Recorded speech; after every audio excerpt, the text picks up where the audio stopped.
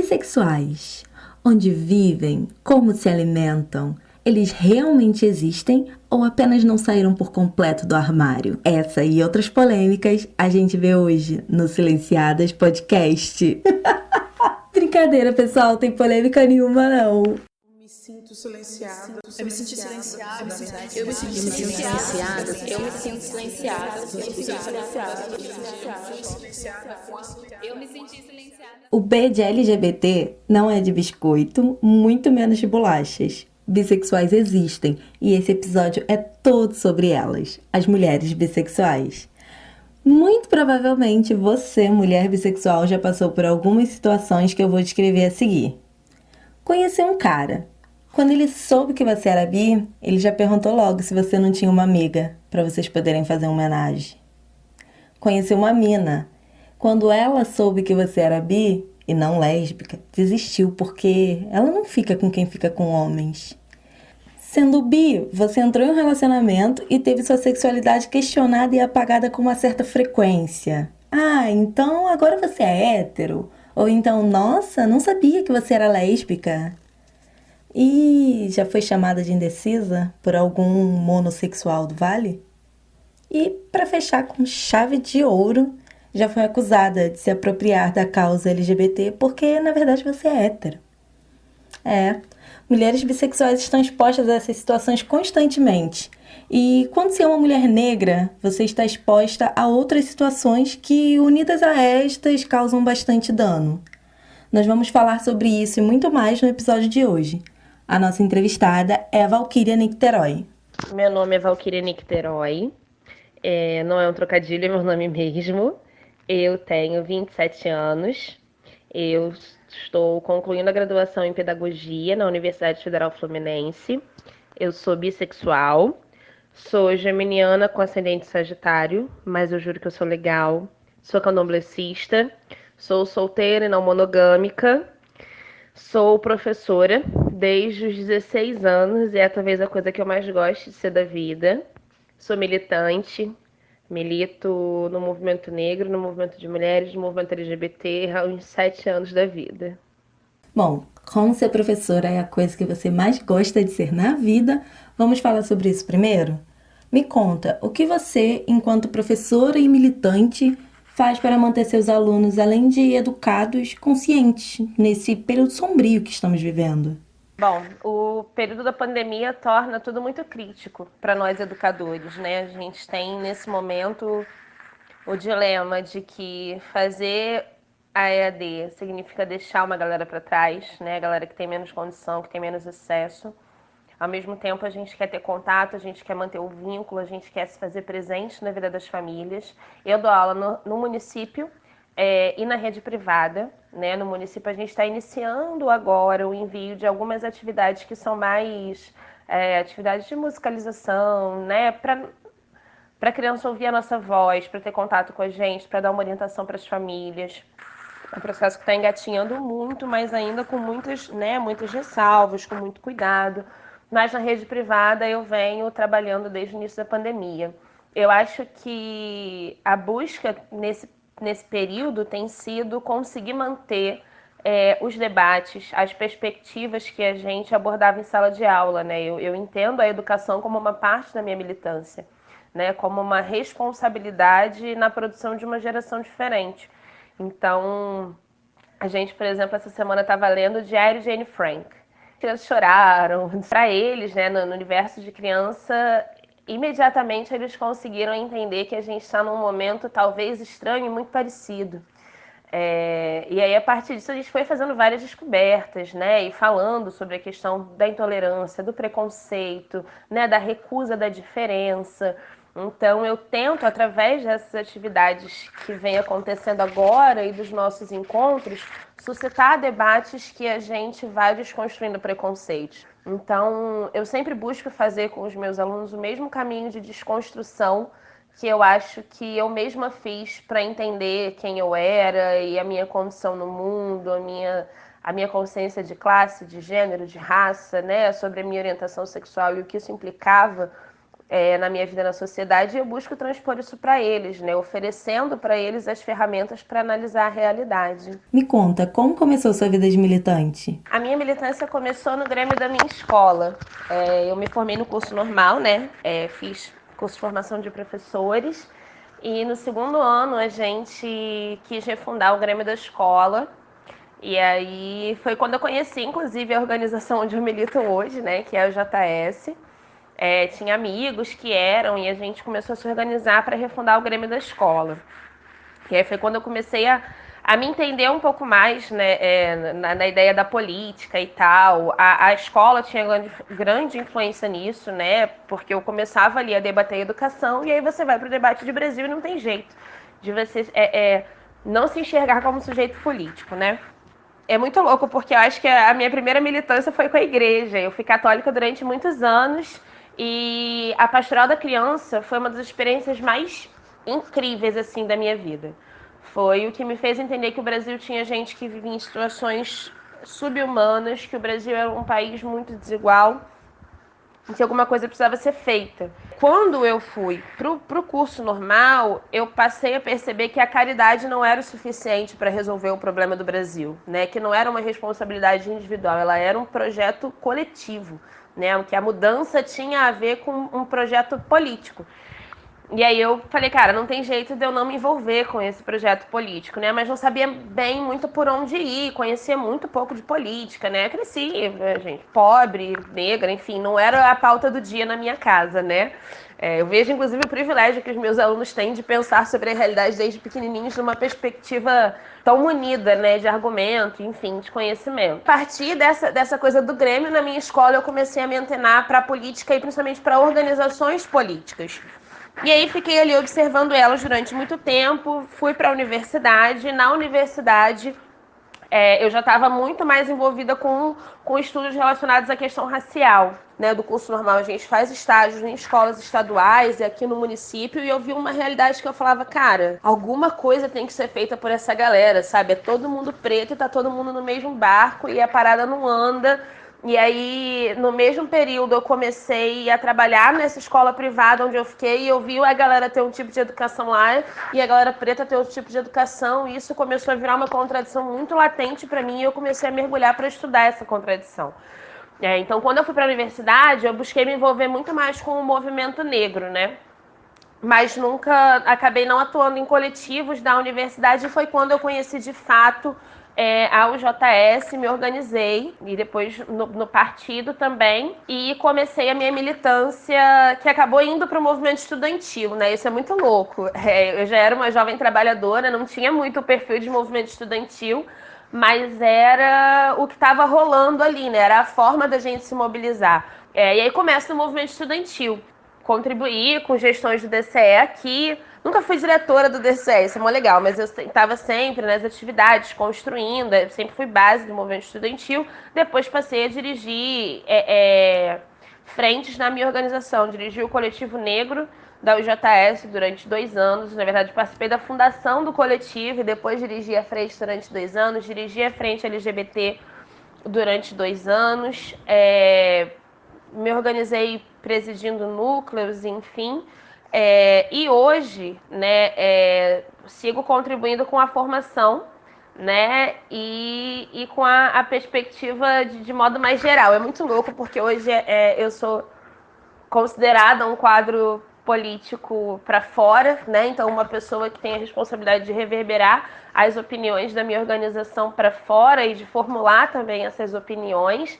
Então, hoje eu estou muito mais envolvida com o movimento social, né? Com o movimento para fora da minha organização, com falar com mais gente, com me conectar com outras entidades, e sigo nesse caminho. E na educação sempre, né? A educação é a minha luta latente, é o que persiste em mim. E para além de todos esses lugares aí que eu vou me metendo para militar às 8 horas por dia dentro de uma sala de aula, são meu espaço mais privilegiado de militância. A universidade, eu tenho essa frase assim pra minha vida. A universidade é uma relação de amor e ódio.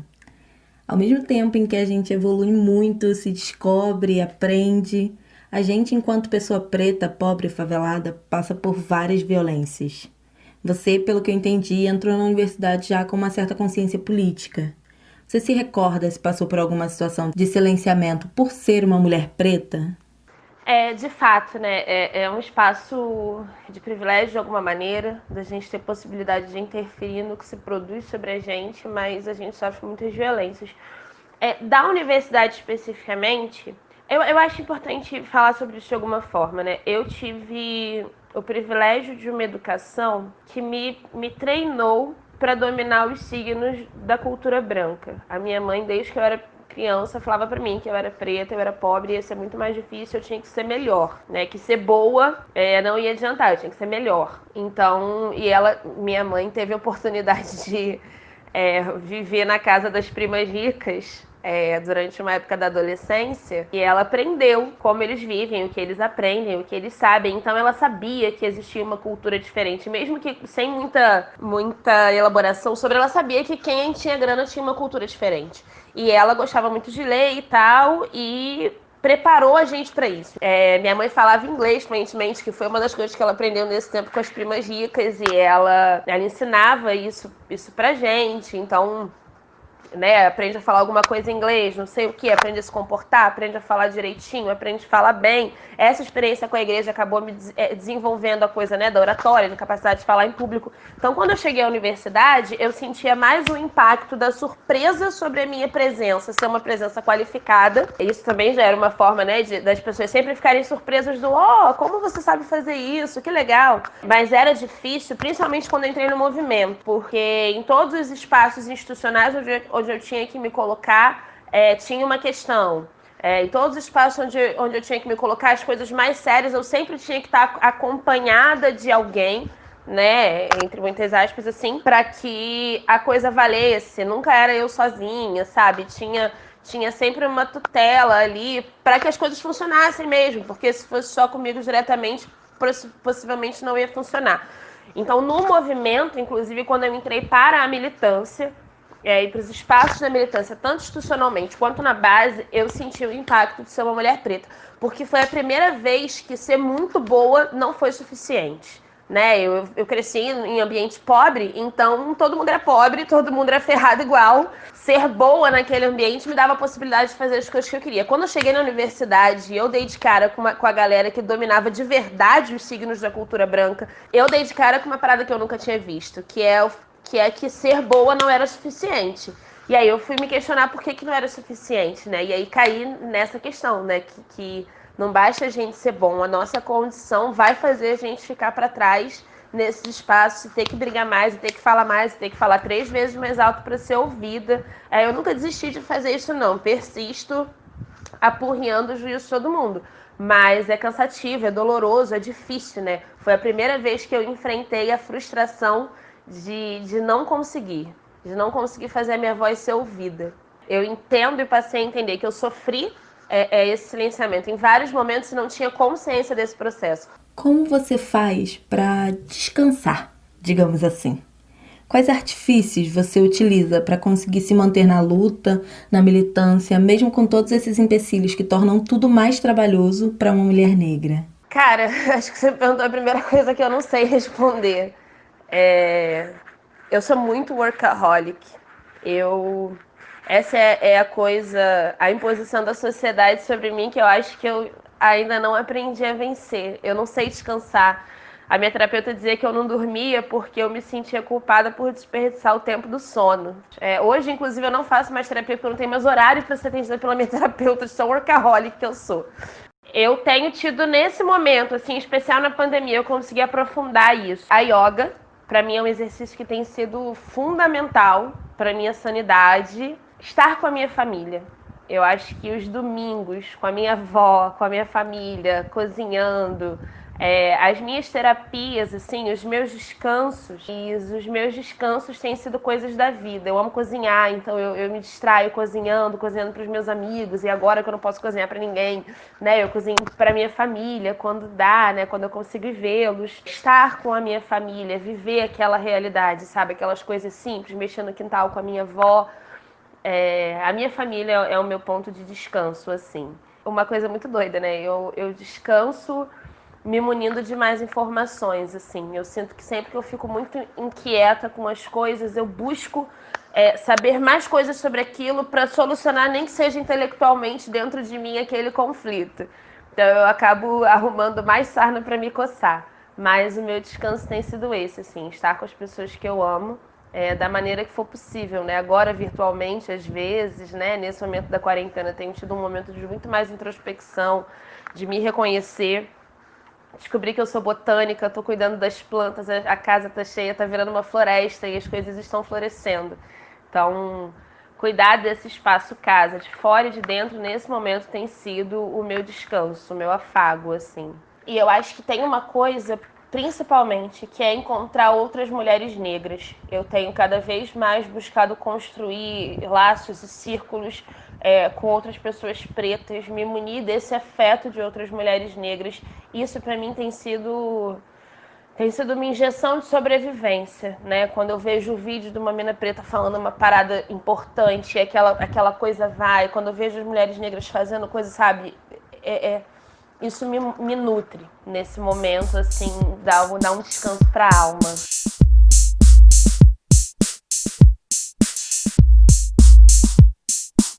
Vamos entrar no tema do episódio? Vamos começar a falar sobre sexualidade, então? Começa me contando como e quando você se descobriu uma mulher bissexual. Cara,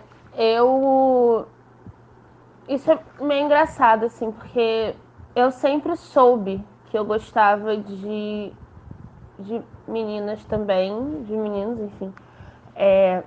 Desde que eu era criança, assim, acho que, sei lá, com uns 10 anos eu já tinha consciência disso. Mas eu era da igreja, né? Então, pra mim, tinha muito a ver com uma curiosidade, com ideia maluca de criança. Não achava que fosse uma coisa legítima, né? Mas sempre tinha. Me apaixonava, enfim. Mas considerava que fosse uma coisa de curiosidade, né? De coisa de criança e até uma substituição de afeto, porque, né, uma menina preta não faz sucesso com os meninos nunca. Então, na adolescência, isso ficou consolidado pra mim, assim, eu falei, cara, ok, eu gosto de meninas também e tal, mas nunca tinha me relacionado com mulheres. Eu era da igreja, não falava sobre isso, não pensava sobre isso. Quando eu saio da igreja, na verdade, ainda no ensino médio, eu me apaixonei por uma menina. E eu ficava tão embabacada assim que eu não conseguia falar com ela, porque eu tinha muita recusa sobre isso. Foi uma fase em que eu passei a ter muito mais consciência do que era e passei a recusar muito em favor das crenças que eu via naquele momento, né? Então eu não queria chegar perto desse desejo. Quando eu vim para a universidade, eu já estava num processo de romper com a igreja, de questionar o que era. Né? Do final do ensino médio para lá, eu já estava nesse processo de saída. E muito em favor da minha sexualidade. Muito em favor de entender que eu estava dissidente dos valores que a igreja colocava, mas que naquele momento eu não queria mais abdicar disso. E aí foi o momento em que isso se consolidou, assim, do final do ensino médio para minha entrada na faculdade, essa compreensão de que era uma coisa legítima, de que era uma sexualidade que eu precisava viver da maneira, enfim, que eu desejasse, e isso se consolida como uma orientação legítima para mim. Como foi o processo de se assumir para sua família? Então, eu tenho uma família muito, muito especial, assim. Eles são uma família pobre, com pensamentos de senso comum normal, como toda família, mas são uma família muito acolhedora. Não são uma família ultra religiosa, nunca foram. A minha mãe era a pessoa mais religiosa para ela, o processo foi mais difícil. Mas a minha família não é uma família enfim, que vai ter preconceito com essas coisas. Então, eu contei primeiro pra minha mãe. No primeiro momento, ela teve uma reação incrível, assim, que eu não esperava. Quando eu contei pra ela, ela disse, olha, eu criei você pra ser feliz. Se você estiver feliz, segue seu caminho. Mas ela pedia muito que eu escondesse, que eu não contasse pras pessoas, que eu, né, enfim, fosse feliz, mas sem dizer pra ninguém. Quando o relacionamento começou a caminhar um pouco mais, eu acho que muito pelo fato dela ver também que eu não estava feliz, ela começou a encrencar mais com isso, assim. Começou a aparecer mais, né, a recusa dela, o desgosto dela por isso, porque ela era muito religiosa, então eu sei que isso doía pra ela.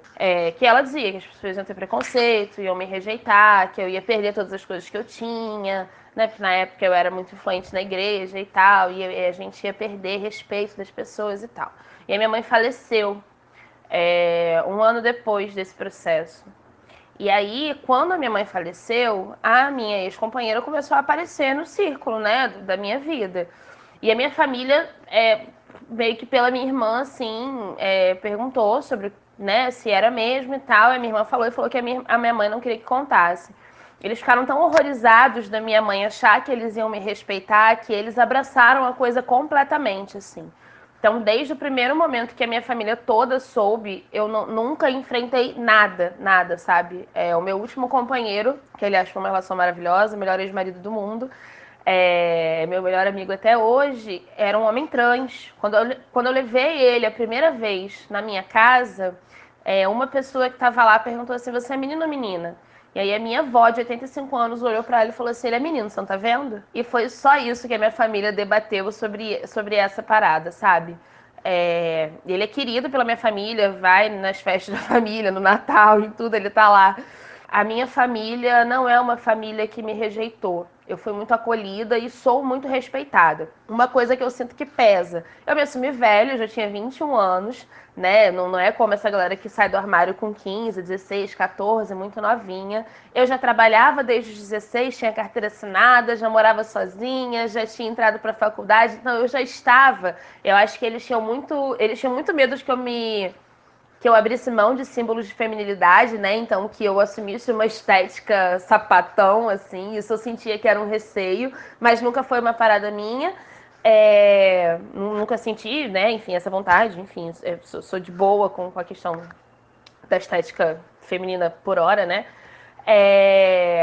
Mas eles tinham uma tranquilidade de que eu não ia me perder por causa disso, sabe? De que isso não ia ser uma coisa que ia me desviar ou mexer com a minha cabeça, porque eu tinha uma vida estabilizada. Então isso também eu sinto que interferiu muito, assim, pro processo de aceitação, sabe? Deles ficarem mais tranquilos de que eu tinha estrutura na vida para bancar essa decisão, para bancar me assumir para as pessoas. É muito bonita a relação que a minha família tem com esse respeito comigo, assim, isso é uma coisa que eu fico feliz de dizer.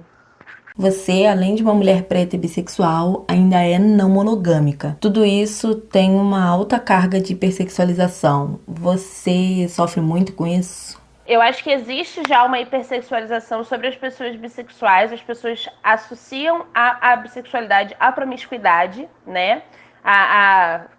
Ao querer mais ofertas.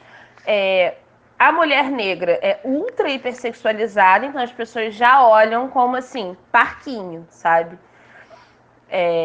E pelo fato de eu me colocar como não monogâmica nas relações, isso em geral gera uma expectativa de que não vai haver afeto na relação.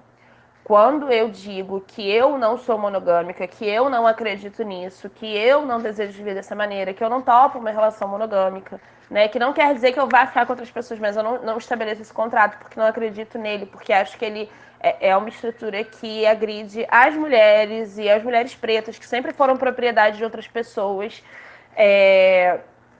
Isso gera uma rejeição do afeto. As pessoas olham e falam, opa, aqui é um pente ralo, eu não vou me envolver porque você não é confiável. Você, qualquer hora dessa, piscou uma parada aqui, você vai sair e vai voar para outro puleiro. Então gera sempre uma sensação de que eu não tenho afeto, de que eu não gosto, de que eu não me apaixono. E eu sou super apaixonada, eu super me apaixono.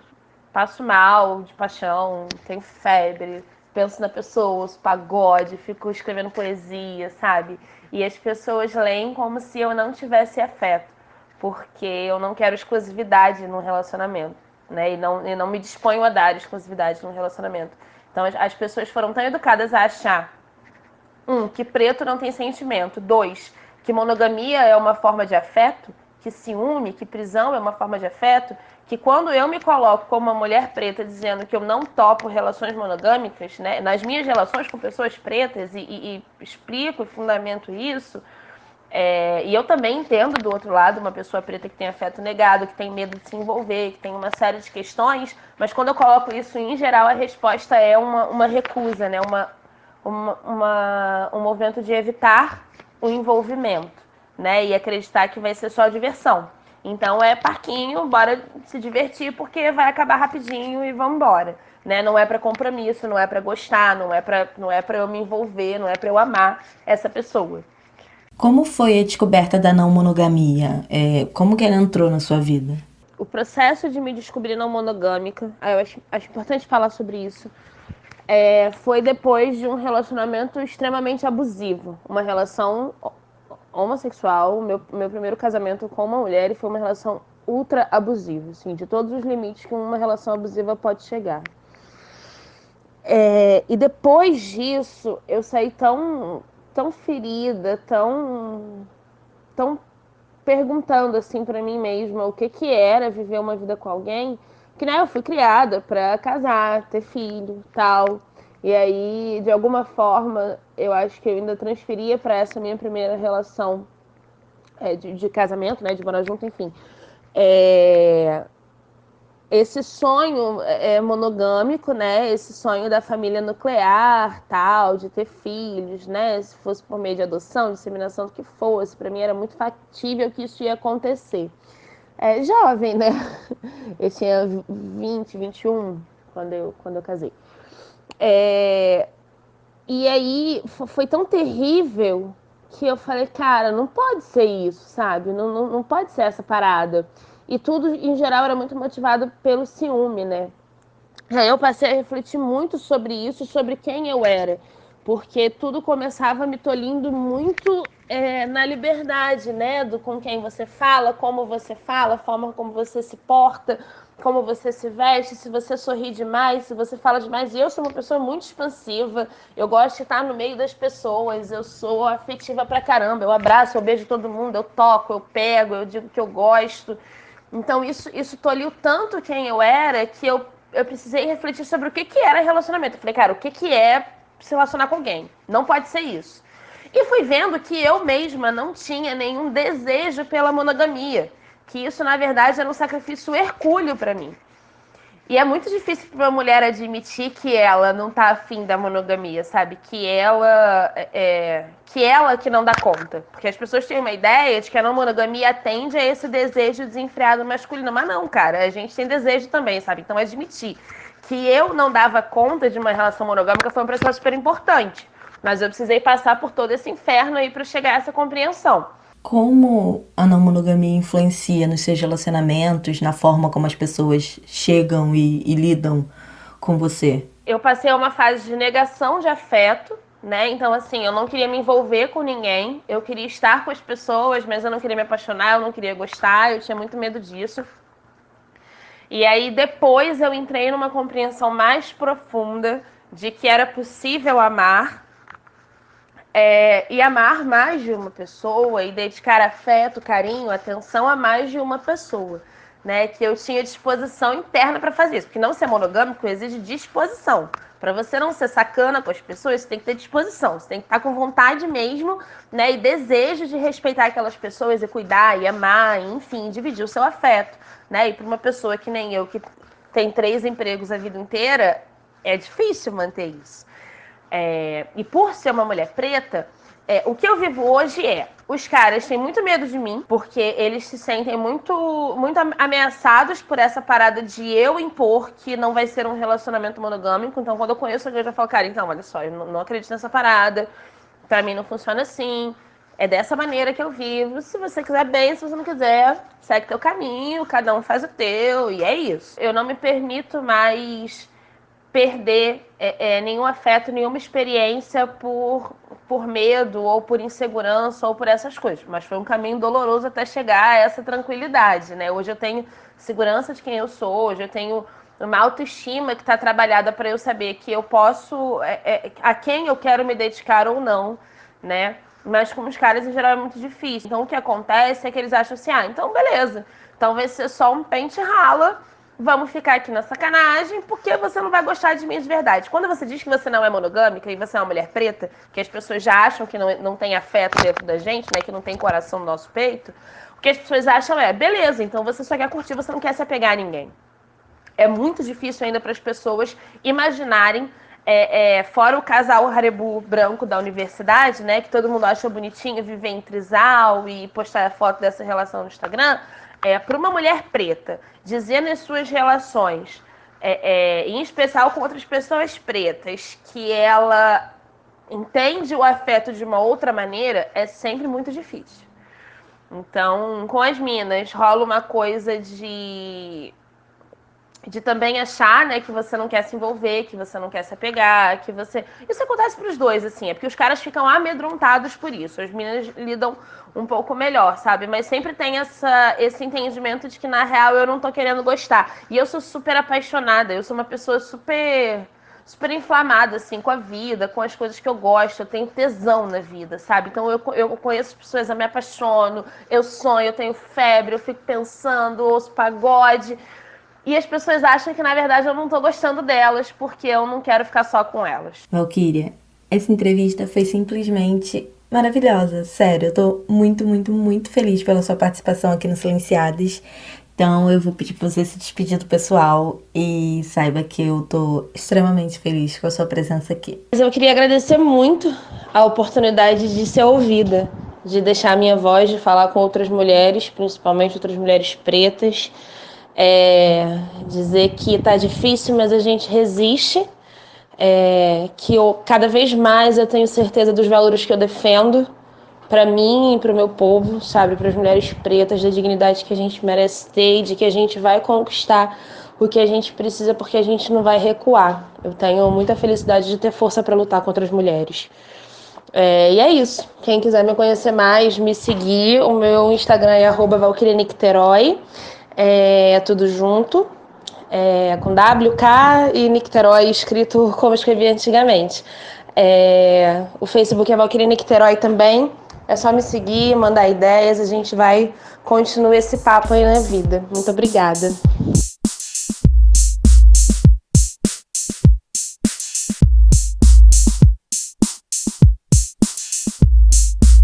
E você, ouvinte, calma que ainda não acabou, viu? Nós vamos continuar.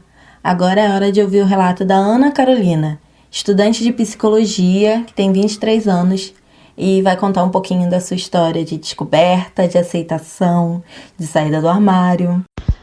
Bom, meu nome é Ana Carolina, eu tenho 23 anos, faço faculdade de psicologia e eu sou bailarina desde criancinha, mas nada que tenha se tornado profissional, né? A faculdade, ela foi um divisor de águas muito grande na minha vida, né? Não só pela parte acadêmica e intelectual, né?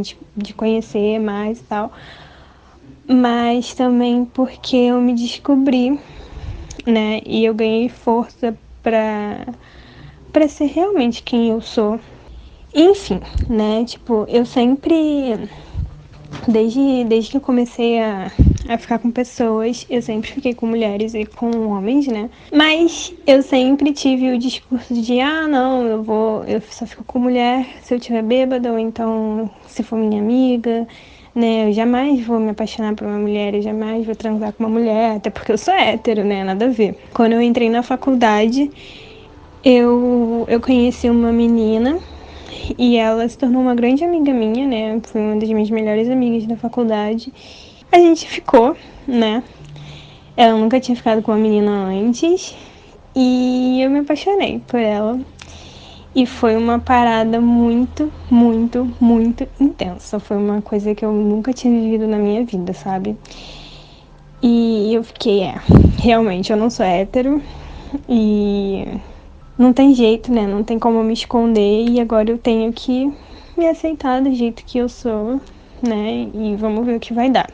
O relacionamento com ela não deu certo. Inclusive foi, assim, um término muito sofrido pra mim, né? Eu fiquei muito, muito, muito mal.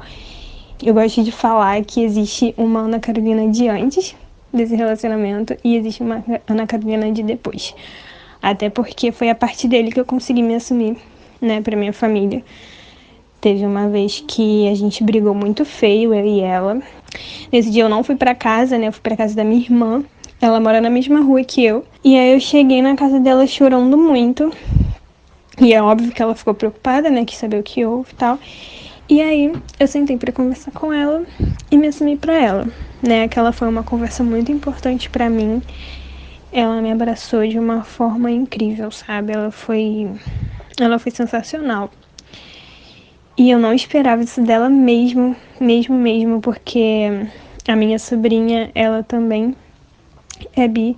E quando a minha irmã descobriu da minha sobrinha, foi completamente diferente, sabe? Foi uma reação bem contrária da reação que ela teve comigo.